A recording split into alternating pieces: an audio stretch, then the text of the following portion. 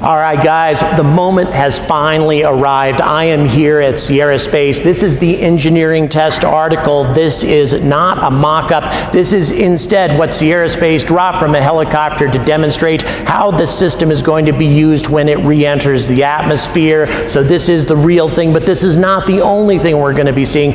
Not even close, guys, so let's go check it out.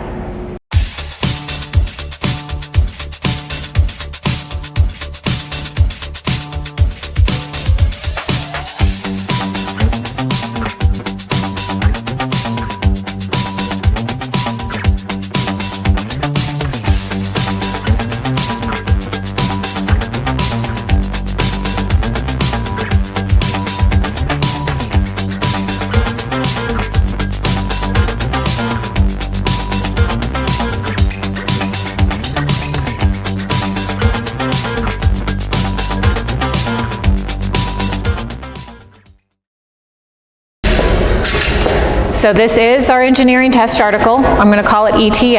And this is the vehicle that you have seen many times where we have flown it 2 times now and dropped it from a helicopter. So each time we took it 10,000 feet above ground level, dropped it, and then watched how it performed. This vehicle, same one, right? Clearly at this point we are going down. You're going to see the lift pull up. Now some of the things you may not have noticed on this video before is if you watch the rudder on the top of the vehicle, you're going to watch it here in a minute just start intentionally wobbling around. Okay. That is something that we put into that second vehicle on that second flight. And here, she's about to go. Just for maneuvering purposes? Yep. Well, part of it was to see how it responds with that movement in there. So it provided a lot more data for us. During re-entry to see how it performs with those kinds of inputs going into the vehicle as well. And then 200 feet above ground level is where our landing gear does deploy. I mean, of course you saw, very successful landing. Right. At the time that we flew this, we were still working on our crew design with NASA. Right. And although we did not win that contract with NASA, we quickly changed the design and updated it to the cargo version. So I'll walk you through this vehicle. I'll tell you about some of the things that are the same and some of the things that are different. This is Angie, by the way, Vice President of Safety and Mission Assurance. This young lady makes sure that everything here goes according to plan, that there are multiple points of failure before anything goes wrong with Dream Chaser. So this is the person that makes sure that everything stays safe on this ship. I wouldn't want that kind of responsibility. That's okay. I've got a really strong team behind me, so they have amazing ways of not only identifying what could go wrong, even stronger engineers that tell us how we're going to prevent any of those things from occurring. Fantastic. So it makes my job a little bit easier. Sounds like it. Yeah. When I look at this vehicle though, so some of the things that are both different and the same as the cargo vehicle that we're building right now, we'll start with the aero surfaces. When we re-enter, we're going 17,500 miles per hour approximately, so we're going a pretty good clip. And there are 7 surfaces on our vehicle that move, and that's what burns off that energy and gets us to the shuttle landing facility, the SLF. So if you look here, we've got 2 lower body flaps, so these would fold down. We have 2 upper body flaps. We have flaps on each wing, and then we have the rudder that moves as well, which is what you saw in that video earlier. Okay, so that is what is really helping us during the re-entry phase. So instead of a capsule where all you're doing is just pointing the heat shield at the atmosphere and bleeding off speed, you guys have a lot more moving parts in this. Absolutely. How does that, what sort of challenges does that represent in terms of the sophistication of the re-entry process? It is much more sophisticated, but it also allows us to land on a runway. So that gives us an ability to have a more gentle landing and approach, and then once we land on that runway, it gives you much faster access to the science coming off the vehicle. So you're not losing as much data as you're sitting there in gravity. So that's why, although it's a more complicated system to fly a space plane, it also brings a lot of benefits to us as soon as we get to that runway. And how does this differ from how the shuttle landed? I mean, people look at this and they think space shuttle. How does this differ? This is very shuttle-like in that we are going to go ahead and have the same type of maneuvers during the re-entry portion to get to that runway. We are landing at the very same place that the orbiter has landed. The differences here is how some of this vehicle provides its lift compared to the orbiter, and also the size of the vehicle is much smaller than what the orbiter was as well.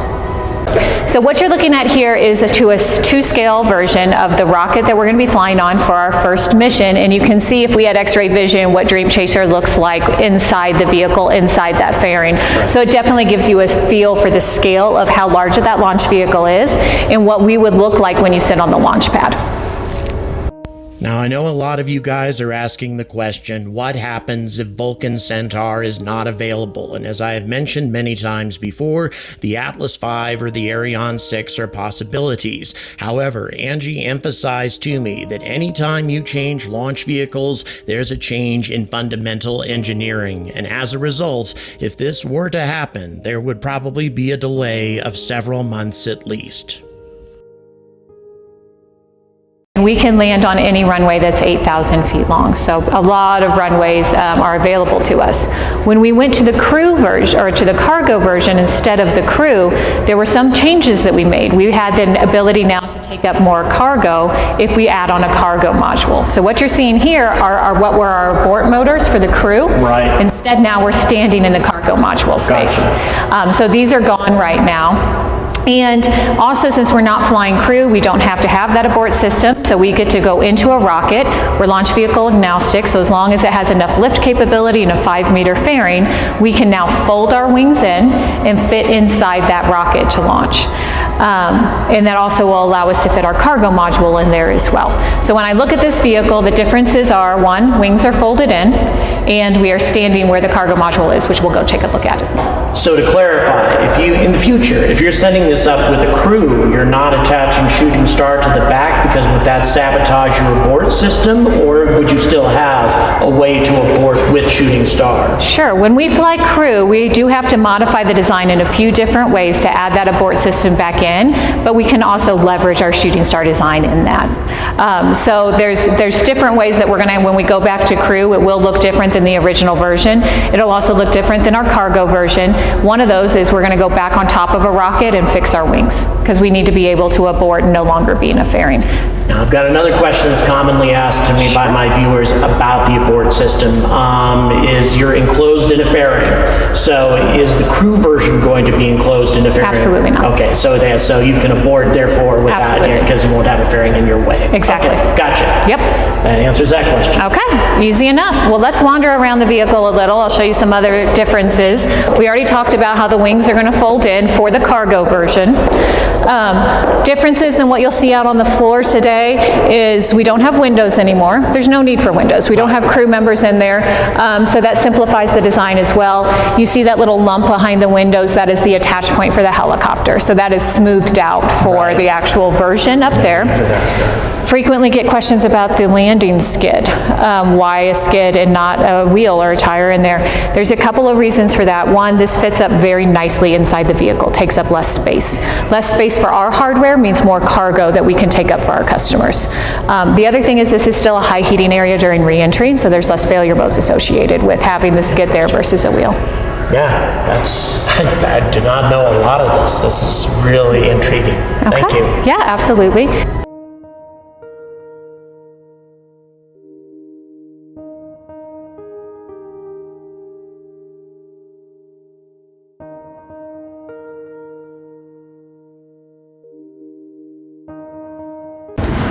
So this is our viewing area for the Mission Control Center.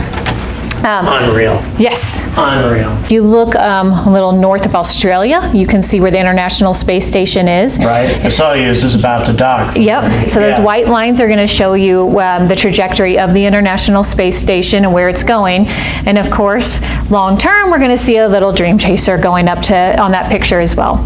Off on the right is a picture of us. So when you look at this map right now, you know the International Space Station is going at a pretty good clip, rotates around the Earth about every 90 minutes, so that's 45 minutes in the day, 45 minutes in light. Right. The reason that we have this Mission Control Center here right now is there's a lot of work we have to do prior to us ever flying with Dream Chaser. We have to make sure that all of our systems sync up with NASA systems, so this links up to Houston's Mission Control Center.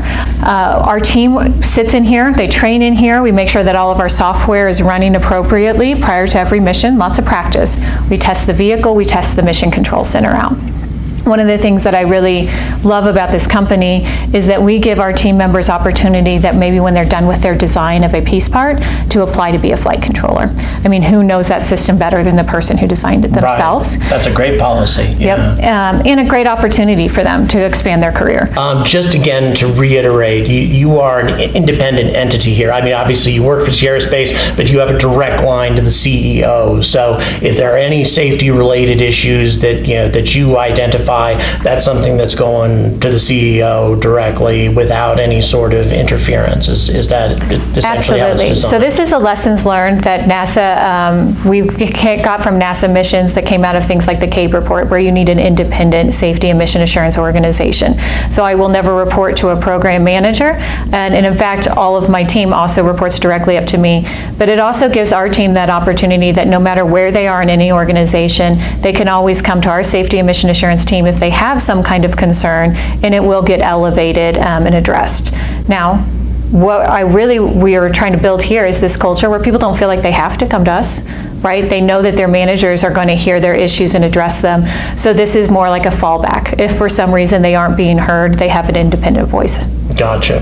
All right, so that's good to know the procedure for safety. You told me about, okay, let's think about everything theoretically that could go wrong when we're docking with ISS, when we're re-entering, that sort of thing. Can you give me any example of something that could go wrong with this process and what you do to create those 3 points of safety? Is there any specific examples? Well, I think you'll do this with any kind of spaceflight vehicle that has to go up to the International Space Station, is that you have to go through a safety review process. And you do start with whatever the scenario is that's undesirable or catastrophic. NASA has requirements around catastrophic failures and making sure that you're failure tolerant. So if there's going to be a bad day, you have to make sure that there's at least essentially 3 different ways that could go wrong before the failure ever occurs. Every spaceflight vehicle that goes ISS will do this, but I'll use an example that NASA's always worried about collision. Well, how could I collide with the space station? Maybe something doesn't fire appropriately. So then you just dig down to, well, how could that fire wrong? And we systematically go through all of those failures, and then once we identify to the part where we can design out the failure, that's where we want to start. And if not, maybe we add in some kind of redundancy. So we work very closely with our design team to say, how can you essentially prove that this design won't fail in these different ways? And they're fairly amazing at coming up with very creative ways to prevent any kind of failures in space. So obviously this looks like mission control to me. So, tell me a little bit more about this. Tell me about flight, FDO, SNO, that sort of thing. What all do we have going on here? We are sitting in our mission control center here. When we fly Dream Chaser, this is where we're going to be flying Dream Chaser for all of our missions. And what we're doing right now with this room is we're making sure that everything is synced up with the NASA systems, that all of our software works properly, and we use this as a training opportunity for our team because they're going to be listening to multiple loops on the headset and training them on how to communicate with each other.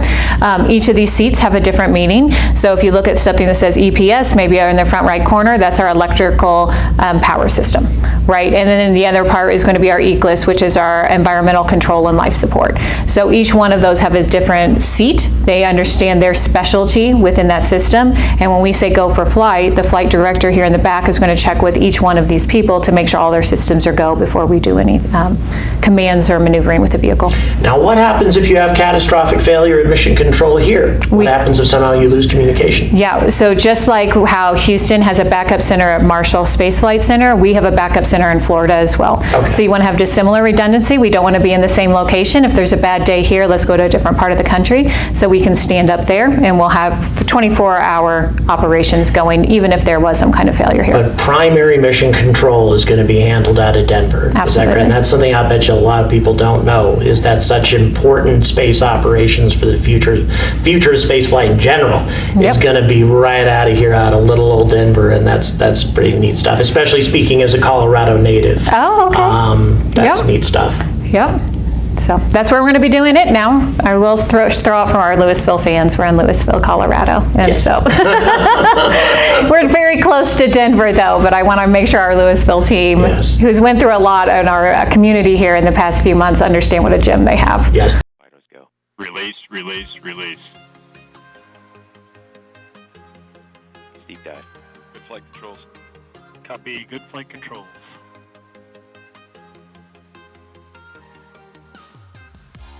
8,000 feet. Copy 8,000.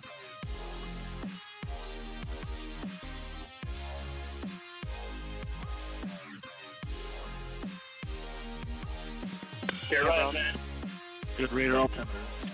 Approach and land. BTIs. Copy approach and land. BTIs are active.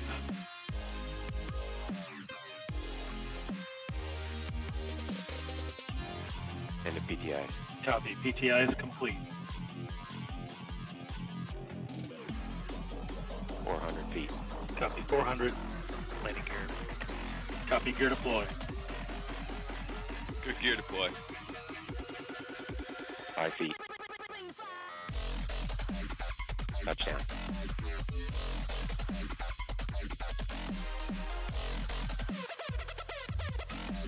How are the brakes?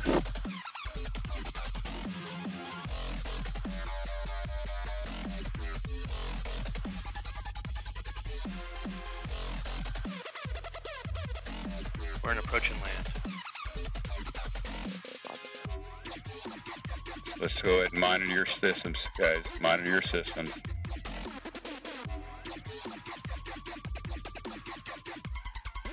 Wheel stop. Wheel stop. You can see even here, there's different ways that we can outfit it, repurpose it, maybe use it for different missions. When it comes to Dream Chaser, you don't really need wings for, say, a lunar mission, but there's a lot of capabilities that this can perform that is farther than, the low Earth orbit. Right. Now you can, I've also read that theoretically that can be used for Lunar Gateway resupply. There's a lot, what we want to do here at Sierra Space is make sure that whatever our designs are very flexible for whatever the different missions are. So there's a lot of opportunities here when you talk about lunar that we can be using. We talked a little bit about the space station earlier today too, but this is A-Vision. This isn't the picture of the orbital reef that we're working on. Right. Just a different kind of rendering of what one of our space stations could be. Where we're going now is we're going into our cargo mock-up room. I should tell you, when we walk in here, there are some controls. So this is a humidity controlled area. We do pump in humidity. So the reason that we pump in humidity is, one of the reasons is electrostatic discharge. We want to make sure that we're not doing anything that can build up static. So having humidity in here is one of our precautions for that. What is the humidity level in here, roughly? It varies it depends on what operation they're performing at any given time, but usually the humidity in Colorado is closer to like 20%, so Yeah, we have to bring it in. And after 25 years in South Carolina, I'm still not used to the humidity. So this still feels uncomfortable after all that time. Right? What you're looking at here are our pressurized areas of the Tenacity and the Shooting Star. So when I say pressurized areas, we're talking about where the crew members can go in and out of, so that we didn't need to put in things like the wings right now. But the reason that we have this here is so that we can practice loading and unloading our cargo. So when NASA gives us cargo, what they give us is these bags that you can see up here, those cloth white bags up there, Right. of different shapes and sizes. Okay. So what our team members have to do, these can still be very heavy bags, is our ground crew needs to practice loading and unloading that cargo. We know exactly how it should look in the models and where every bag should go, but it's kind of like professional Tetris when you actually need to go and physically put those bags in, strap them down, and make sure they're secured for flight. So this is where we practice. You can see if you peeked into the Tenacity's habitable volume, there's piping and there's strapping and those types of things. So this gives our team some actual experience working inside that vehicle. We have a higher fidelity mock-up that is also down at Johnson Space Center. Am I permitted to have a peek or not? So you can go up on this platform, but not into the vehicle. That's fine. Just Here, you can follow me up. We do get larger as you get to the forward portion of the vehicle as well. So yeah, I mean, this is really vast. I don't know if it's obvious to you guys at home as to just how much space we're talking about here. But once again, this is just Dream Chaser's cargo capability here. And it's big. I mean, if I could, you could definitely put 3 or 4 of me to end, and I'm 6'2". So that's a lot of space. And there's even more space over there. So yeah. One thing I'll point out while you're up here is to look at that hatch. If you'll look right up there, is our dorsal hatch. Yes. So the reason that dorsal hatch is important is when we actually do get onto the launch vehicle, there are some items that we are going to do late storage with NASA on. So they might be cold bags, it might be live animals like rodents or something like that that they choose to bring up there. So when we're sitting on top of the launch vehicle, the reason there's a hole in the ground there is we put this vehicle in the vertical position, and then we practice going through the dorsal hatch, loading and unloading all of that late cargo. So that's part of the reason, one, that this can tip into the vertical and why we have a dorsal hatch on the top of the Dream Chaser. Very intriguing. Hey, we're talking about positioning in relation to ISS. How does Dream Chaser reboost? Because I'm seeing you docking from the backside of it. Are there thrusters on the front? Are you using just, basic, maneuvering thrusters, or is there something more powerful for reboost? No, we're able to use the existing thrusters throughout the vehicle, and they are all over the vehicle that help us with our maneuvering while we're in space, so those can also be repurposed for boost. Okay, so they're more powerful than your average RCS system. They'll do what we They'll do it, yeah. I know you're not going to give me any specifics, but I know your typical RCS isn't going to be able to do reboost, so the fact that they can is pretty impressive technology. No, Reboost is a capability we offer to NASA, but it's also something that we talk to them about prior to any mission, because if they do want to reboost, we want to make sure we're configured in a way that we're going to be able to provide the thrust that they need. Right. Is in your, I don't know if you don't know this, is Orbital Reef going to require reboost in the same manner? I think that any kind of space station that you have up there, you're still in a microgravity environment. So you're always going to have some kind of propulsion system to keep you at the inclination you want. You also want to have some capability to perform a DAM, a debris avoidance maneuver. So in case there is some kind of foreign object debris or MMOD issue that you have, you want to be able to boost yourself out of that way. Gotcha. And this is something I've been emphasizing a lot on my channel, why it's so important to get Dream Chaser into service, simply because, we don't have a lot that can do reboost right now. We rely on Progress, the Russian resupply ship, to do most of our reboost, and so that's one of the key things I talk a lot about is Dream Chaser's capability to do that. So yes, yeah. well, I like dissimilar redundancy, so the more vehicles that we can get up to the ISS, the happier I am. So obviously all of you are waiting to see the real thing, to see Dream Chaser tenacity from the factory floor. And that's something that's going to happen in the second part of the video. And before all of you get up torches and get ready to lynch me, please keep in mind that this is extremely high security stuff that's behind this glass. I frankly can't believe that they even allowed me into this room.